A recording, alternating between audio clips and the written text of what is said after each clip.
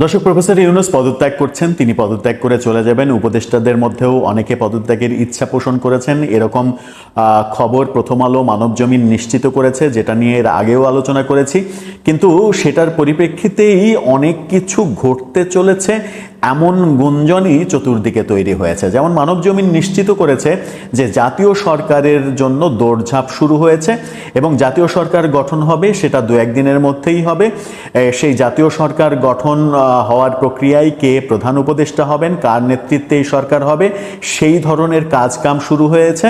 এবং বিভিন্ন সূত্র বলছে যে সেনা প্রধানের কাছে অন্তত 4 জনের একটা লিস্ট গেছে প্রধান উপদেষ্টা হিসেবে পরবর্তীতে কাদেরকে নিয়োগ দেয়া যায়, কার নেতৃত্বে পরবর্তী সরকার, সেটা জাতীয় সরকারের মতো হোক অথবা পরবর্তী তত্ত্বাবধায়ক সরকারের মতো হোক, এই আলোচনা চতুর্দিকে গুঞ্জন আকারে শুরু হয়েছে। সেগুলো এখন পর্যন্ত শতভাগ নিশ্চিত নয়, কিন্তু লেখালেখি চলছে। কিন্তু মানবজমিন এটা নিশ্চিত করেছে যে জাতীয় সরকারের দিকে যাচ্ছে দেশ এবং জাতীয় সরকার তৈরির জন্য দৌড়ঝাঁপ শুরু হয়েছে। দৌড়ঝাঁপ শুরু হয়েছে এই খবরের পরেই অন্তত 4টি নাম সামনে এসেছে যারা আগামী সরকারের প্রধান উপদেষ্টা হতে পারেন, যে নামের তালিকা সেনা প্রধানের কাছে গেছে। এমন আলোচনা চতুর্দিকে শুরু হয়েছে, যার কোনো অথেন্টিক নিশ্চয়তা নেই, কিন্তু কাদের নাম গুঞ্জন আকারে শোনা যাচ্ছে। বলছিলাম, মানবজমিন যে ব্যাপারটা নিশ্চিত করেছে যে জাতীয় সরকার গঠন হতে চলেছে এবং সেই প্রেক্ষাপটে অন্তত 4 জনের নাম কানাঘুষা চলছে চতুর্দিকে। সেই 4 জন কারা সেটা নিয়ে আলোচনা করতে চাই, কিন্তু তার আগে এটা আমরা আমাদের পক্ষ থেকে বলতে চাই যে দেশ সঠিক পথে, দেশ শান্তভাবে চলার জন্য এখনো বোধহয় প্রফেসর ইউনূসের ভাবনার বাকি আছে। তার পুনর্বার ভাবা উচিত যে তিনি আদৌ পদত্যাগ করবেন কিনা। আমার মনে হয় যে পদত্যাগ কোনো সমাধান নয়।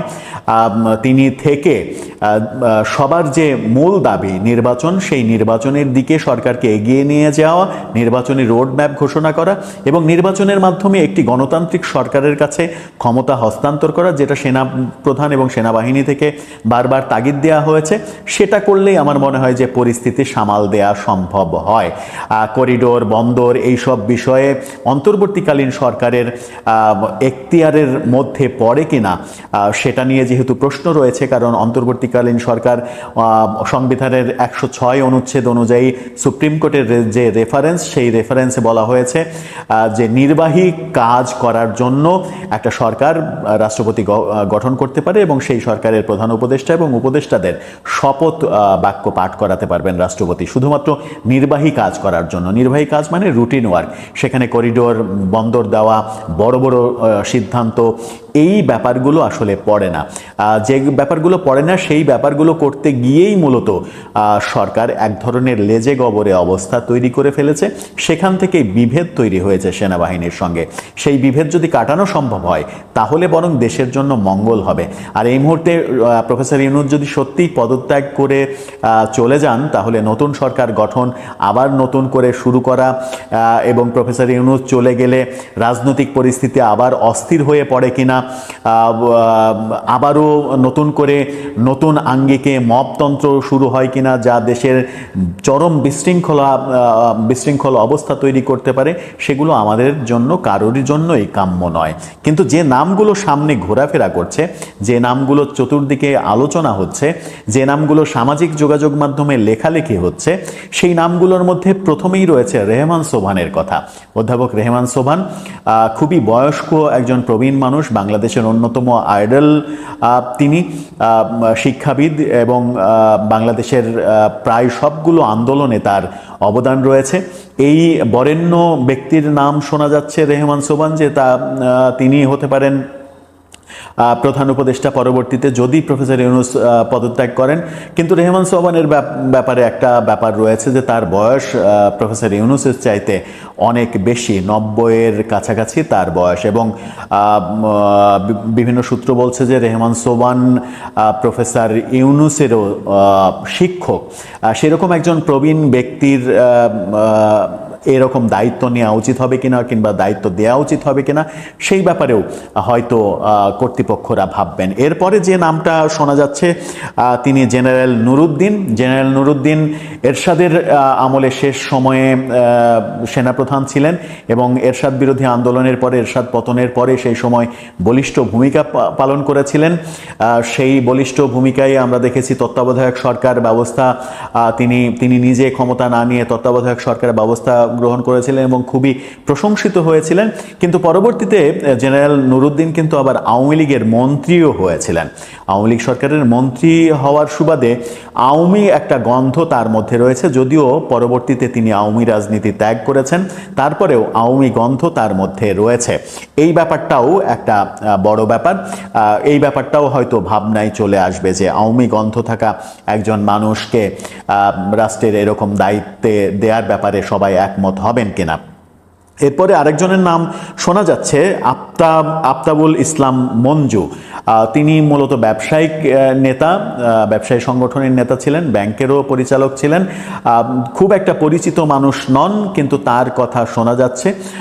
তার কতটা সক্ষমতা সেই ব্যাপারে আমাদের এই মুহূর্তে কোনো আপডেট নেই, তবে শোনা যাচ্ছে, লেখালেখি হচ্ছে তার নামটা। আরেকটি নাম শোনা যাচ্ছে, সেইটা হচ্ছে কবি সুফিয়া কামালের কন্যা সুলতানা কামাল, মানবাধিকার কর্মী, আইন সালিশ কেন্দ্র চালাচ্ছিলেন অনেক দিন থেকে।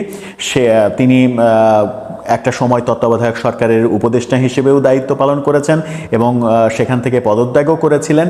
সেই সুলতানা কামালের নামও শোনা যাচ্ছে, কিন্তু সুলতানা কামালের ক্ষেত্রেও আবার একটা বাধা রয়েছে। সেই বাধাটা হচ্ছে সুলতানা কামাল এবং শেখ হাসিনা ছোটবেলার বন্ধু, তারা খুবই কাছের বন্ধু হিসেবেই আমরা শেখ হাসিনার সময়ও জেনেছি, যদিও শেখ হাসিনার সময় সুলতানা কামালকে শেখ হাসিনার সরকারের কোনো সুবিধা নেয়ার ব্যাপারে কোনো আলোচনা দেখিনি আমরা।